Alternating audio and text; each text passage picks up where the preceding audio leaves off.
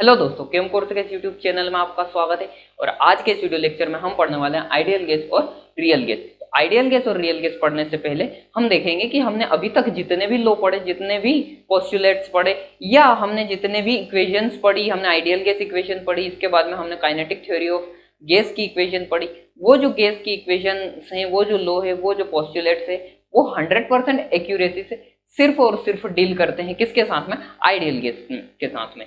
तो क्या वो जो लॉ है, हमने जो पोस्टुलेट्स पढ़े, जो इक्वेशंस पढ़ी, वो रियल गेस के साथ में डील नहीं करती? और ये आइडियल गेस और रियल गेस एक्चुअल में होती क्या है, इन दोनों में क्या डिफरेंस है, ये अगर हम समझते हैं तो वो जो लॉ थे, वो जो पोस्टुलेट्स थे, उनमें हमने देखा था कि वो पोस्टुलेट्स हमें क्या बोलते थे कि गैस का जो टोटल वॉल्यूम रहता है, उनके कंपेयर में जो हमारे कंस्टिट्यूएंट पार्टिकल्स या मॉलिक्यूल्स, एटम जो भी रहते हैं, उनका जो वॉल्यूम रहता है वो नेग्लिजिबल रहता है। यानी कि गैस के जो मॉलिक्यूल्स रहते हैं वो बहुत ही स्मॉलेस्ट रहते हैं, जिसकी वजह से उसका जो मॉलिक्यूल्स हमने नेग्लिजिबल माना था। किस केस में? जब हमने ये पोस्टुलेट्स, काइनेटिक थ्योरी के पोस्टुलेट्स और लॉ पढ़े थे जब। लेकिन एक्चुअल में ऐसा होता नहीं है, क्योंकि जितनी भी गैसेस इस नेचर में प्रेजेंट है, जितनी भी गैस पर हम एक्सपेरिमेंट करते हैं, उनमें देखा गया है कि कोई भी जो गैस रहती है, उसके जो मॉलिक्यूल्स रहते हैं, उनके पास में अपना खुद का कुछ ना कुछ वॉल्यूम्स रहता है। और दूसरी चीज वो लोग हमें क्या बोलते थे कि जो आपको दी हुई गैसेस रहती है, उनके बीच में जो कंस्टिट्यूएंट पार्टिकल्स रहते हैं, उनके बीच में कोई भी फोर्स ऑफ अट्रैक्शन नहीं पाया जाता। इसकी वजह से क्या रहता है कि जो गैस जो प्रेशर एक्सर्ट कर रही है, वो प्रेशर मॉलिक्यूल्स की इंडिपेंडेंट मोशन की वजह से होता है, इंडिपेंडेंट रैंडम मोशन की वजह से होता है। ये हमें गैस के पोस्टुलेट्स बोलते थे। लेकिन एक्चुअली में ऐसा भी नहीं होता है, क्योंकि गैस के जो मॉलिक्यूल्स रहते हैं, उनके बीच में कुछ ना कुछ अट्रैक्शन फोर्स पाया जाता है। और उस अट्रैक्शन फोर्स की वजह से जो फोर्स एक्सर्ट हो रहा है वॉल के ऊपर, कंटेनर वॉल के ऊपर, या जिस वेसल्स में गैस को रखा हुआ है उसके ऊपर, तो वो फोर्स ऑफ अट्रैक्शन आने की वजह से वो जो प्रेशर रहता है वो एग्जैक्ट वैल्यू में नहीं लग पाता। जिस वैल्यू में वो प्रेशर लगना चाहिए था, उतनी वैल्यू उसको नहीं मिल पाती, उतनी प्रेशर वो एग्जर्ट नहीं कर पाते हैं मॉलिक्यूल्स। तो इन दो फैक्टर में डिफरेंस आने की वजह से क्या रहता है कि हमें जो डाटा मिलता है, जो हमें इंफॉर्मेशन मिलती है किसी भी गैस के संबंध में, वो इन्फॉर्मेशन या वो डाटा एक्यूरेसी से नहीं मिल पाता। वो 100% हमें राइट इन्फॉर्मेशन या राइट डाटा नहीं दे पाता। अगर मान लो हम प्रेशर निकाल रहे हैं या हम कोई भी एग्जर्ट फोर्स निकाल रहे हैं, तो वो फोर्स और वो एग्जर्ट एक्चुअल वैल्यू में एक्यूरेसी से 100% एक्यूरेट नहीं आ पाता है। क्यों नहीं आ पाता है? क्योंकि जब हमें ये लॉ दिए गए थे, जब हमें ये पोस्टुलेट दिए गए थे, उस टाइम पे जो साइंटिस्ट ने बात की थी, वो आइडियल गैस के फेवर में बात की थी। जबकि एक्चुअल में होता क्या है कि कोई भी गैस आइडियल होती नहीं है, क्योंकि हर गैस तो रियल होती है। तो ये जो एक्यूरेसी में डेविएशन आया है, इस डेविएशन की वजह से हमें एक और नई इक्वेशन डिराइव करनी पड़ी। और उस इक्वेशन को हम क्या बोलते हैं? Van der Waals real gas equation. तो वो जो van der Waals real gas equation है, वो हमने कहां से डिराइव की? तो van der Waals real gas equation हमने आइडियल गैस जो हमने पढ़ी थी, PV is equals to NRT, उससे डिराइव की है। और ये जो इक्वेशन होती है, ये क्या होती है? P plus a n square upon v into v minus n b is equals to n r t. अगर हम इस इक्वेशन को देखें तो ये इक्वेशन हमारी PV is equals to n r t से मिलती जुलती है। अब चूंकि हमारी रियल गैस के केस में क्या हो रहा था कि हमें जो प्रेशर मिल रहा था, वो प्रेशर एक्यूरेसी से नहीं मिल रहा था, क्योंकि वहां पे अट्रैक्शन फोर्स काम कर रहा था। हमें जो वॉल्यूम मिल रहा था, वो एक्यूरेसी से नहीं मिल रहा था, क्योंकि वहां पे मॉलिक्यूल्स का वॉल्यूम आ गया था, जिसकी वजह से हमें इस प्रेशर और इस वॉल्यूम में कुछ करेक्शन करने पड़े। और उन करेक्शन करने के बाद हमें एक नई इक्वेशन मिलती है, और इस नई इक्वेशन को ही हम क्या बोलते हैं? वान डेर वाल गैस इक्वेशन। तो ये इक्वेशन हमें कहां से मिलती है? ये इक्वेशन हमें ideal gas equation PV is equals to NRT में प्रेशर और वॉल्यूम के साथ करेक्शन करने के बाद में ये इक्वेशन मिलती है। तो ये प्रेशर और वॉल्यूम का जो करेक्शन है, इसका जो डेरिवेशन है, वो हम नेक्स्ट लेक्चर में देखेंगे। इससे पहले हम समझेंगे कि आइडियल गैस और रियल गैस हमारी क्या होती है। तो हमारी जो आइडियल गैस रहती है वो क्या रहती है? तो आइडियल गैस जो हमारी है, वो हमारे जो गैस लॉ है, जो हमारी गैस इक्वेशन है, उसे टेम्परेचर और प्रेशर की हर रेंज पर या टेम्परेचर और प्रेशर की हर कंडीशन पर 100% एक्यूरेसी के साथ में फॉलो करती है या ओबे करती है। यानी कि हम अगर आइडियल गैस की बात करें, तो आइडियल गैस की डेफिनेशन की बात करें, तो आइडियल गैस क्या होती है? अ गैस विच ओबे, क्या करेगी वो? क्या ओबे करेगी? विच ओबे गैसेस लॉ। कौन कौन से law? बायल्स and Charles.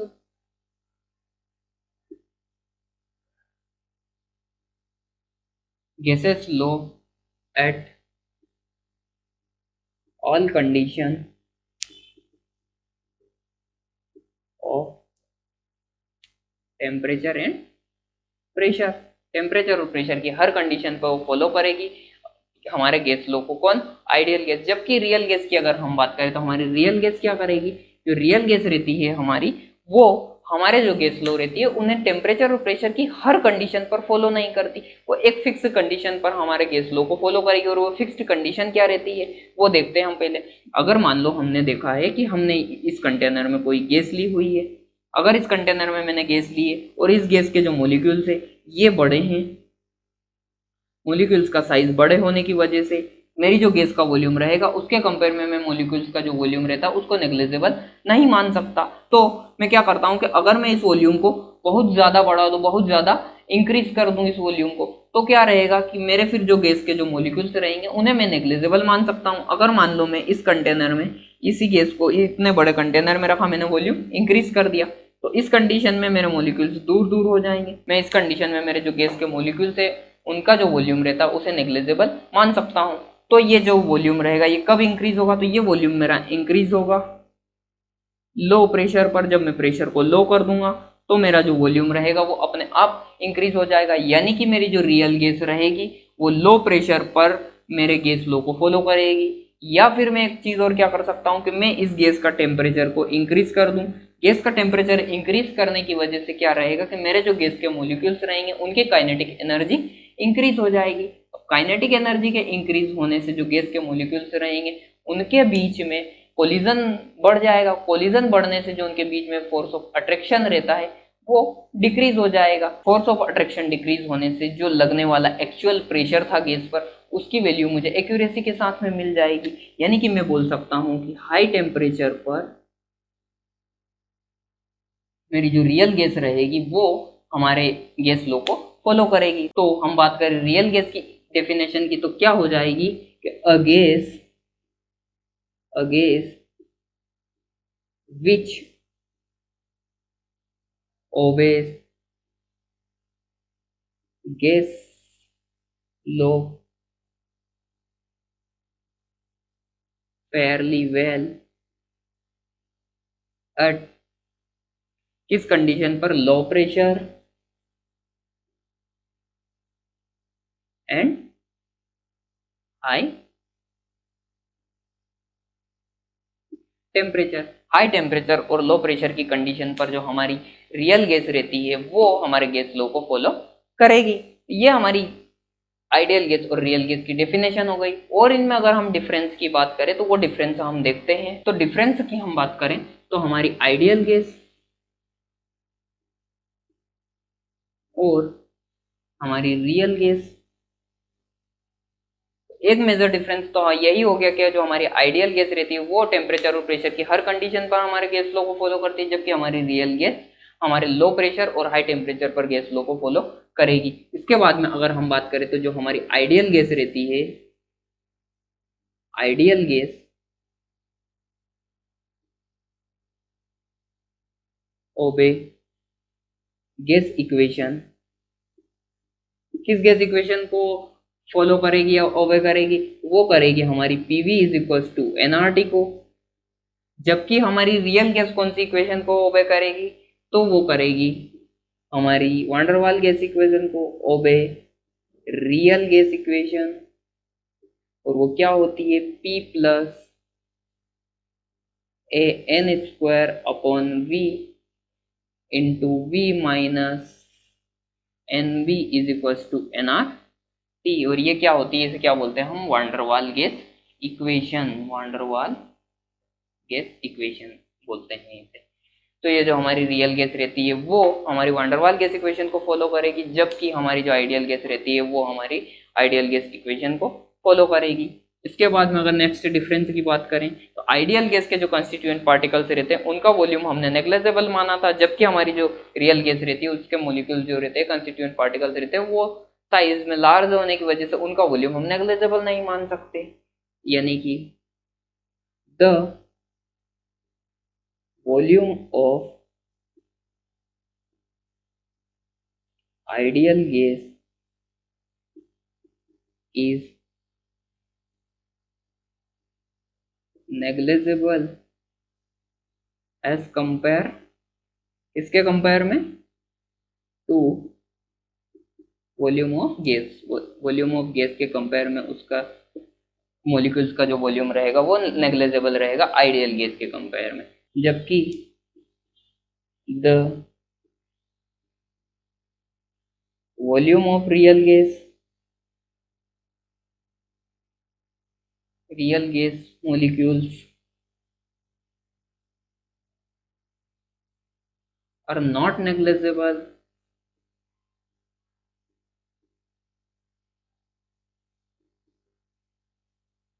as compared to gas volume,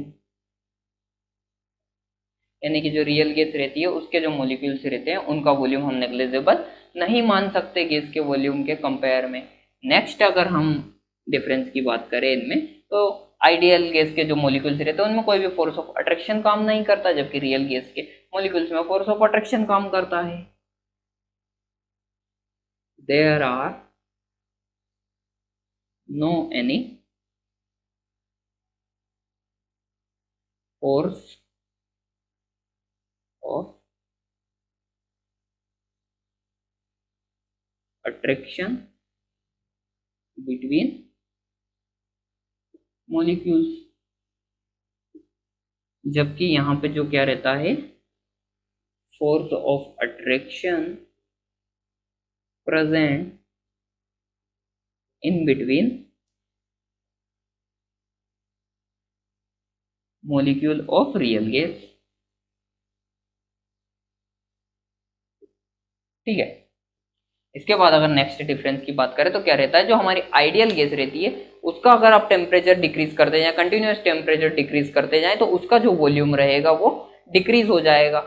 यानी कि अगर मान लो आप एब्सोल्यूट जीरो टेम्परेचर कर दो किसी भी आइडियल गैस का वॉल्यूम रहेगा वो जीरो हो जाएगा। यानी कि एब्सोल्यूट जीरो टेम्परेचर पर, एब्सोल्यूट जीरो टेम्परेचर का मतलब होता है माइनस 270 डिग्री सेंटीग्रेड, यानी कि 0 केल्विन, यानी -273 डिग्री सेंटीग्रेड टेम्परेचर को हम 0 केल्विन को हम एब्सोल्यूट जीरो टेम्परेचर बोलते हैं।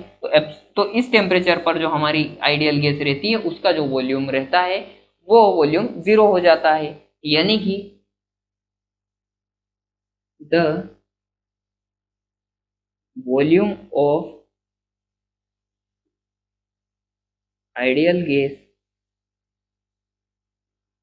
will be 0 at absolute zero temperature. और एब्सोल्यूट जीरो टेम्परेचर किसे बोलते हैं हम, -273 डिग्री सेंटीग्रेड टेम्परेचर को हम एब्सोल्यूट जीरो टेम्परेचर बोलते हैं। जबकि रियल गैस के केस में हम क्या रहता है कि जैसे जैसे हम टेम्परेचर को डिक्रीज करते जाएंगे मॉलिक्यूल्स एक दूसरे के पास आते जाएंगे, और उस कंडीशन में क्या रहेगा, मॉलिक्यूल्स के बीच में बॉन्डिंग हो जाएगी और जो हमारी गैस थी वो अब लिक्विफाई हो जाएगी, यानी कि गैस जो हमारी थी वो लिक्विड में कन्वर्ट हो जाएगी। तो before rich of absolute temperature, यानी कि 0 डिग्री सेंटीग्रेड आने तक या 273 केल्विन आने तक, प्लस 273 केल्विन आने से पहले हमारी जो गैस रहेगी वो क्या करेगी, विल बी लिक्विफाई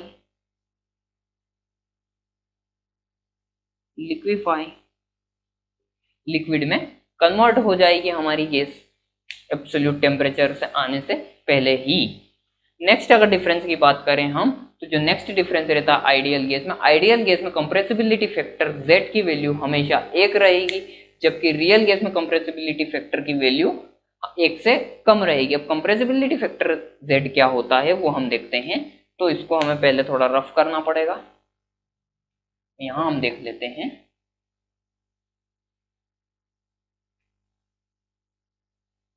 तो जो हमारा कंप्रेसिबिलिटी फैक्टर रहता है,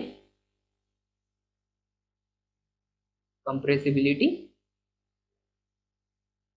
फैक्टर इसे हम Z से डिनोट करते हैं। कंप्रेसिबिलिटी फैक्टर किसी भी गैस के लिए, किसी भी गैस में आइडियल बिहेवियर से डेविएशन को शो करता है, यानी कि कोई गैस उसके आइडियल बिहेवियर से कितना डेविएशन शो कर रही है।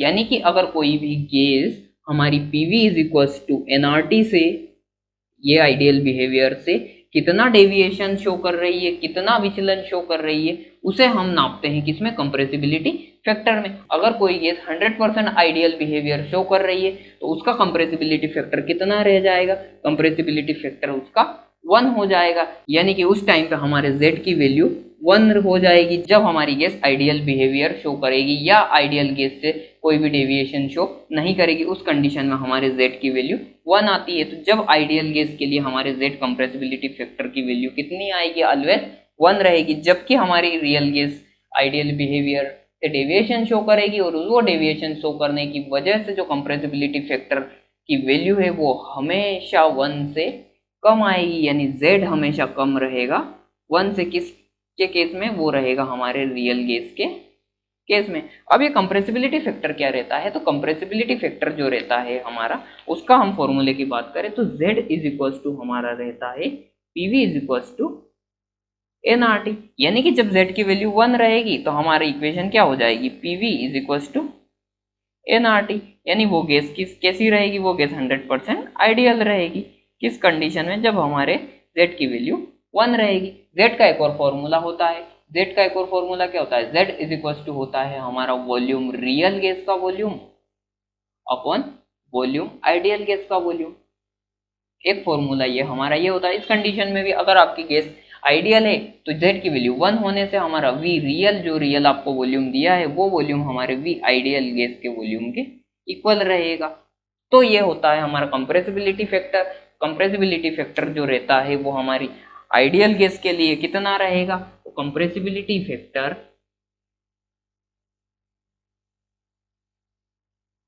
ऑलवेज 1 आइडियल गैस के लिए, जबकि कंप्रेसिबिलिटी फैक्टर हमारा